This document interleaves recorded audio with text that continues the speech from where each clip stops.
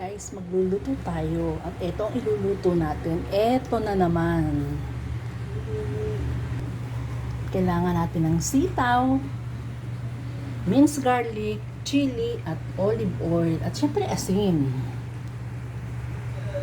Ito na guys.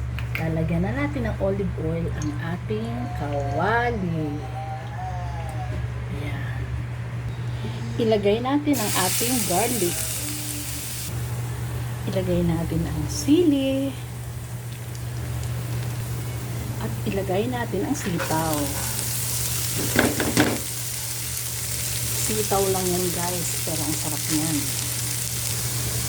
Halo lang ng halo guys hanggang sa maluto. Ganyan lang yan, kasimple.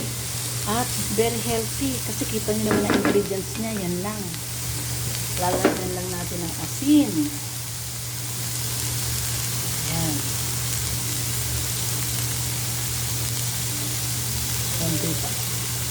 And then okay na yan. O diba? Garlic, chili, asin, olive oil, at sitaw. That's it. Isang ulam na at napakasarap. At very healthy. At napakadaling lutuin.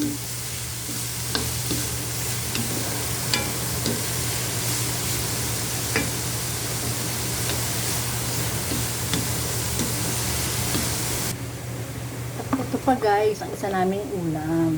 Ito yung niluto kong giniling. Yan ang aking ulam na eteterno dito sa sitaw na yan.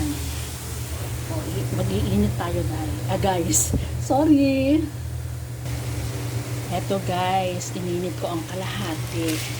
Yan. At itong natirang kalahati naman, ito ay aking torta. Nalagyan ng itlog. O, diba?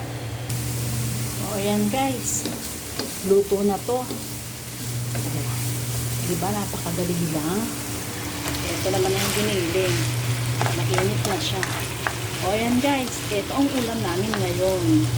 Giniling. At garlic string beans. Diba? Okay, bye. Thank you for watching. See you next time. Bye! Isama na rin natin sa ulam natin ang leftover na shrimp curry. O sayang naman, diba? Kailangan ubusin din natin yan. Kailangan kinakain pa rin ang leftover. O ayan guys. Diba?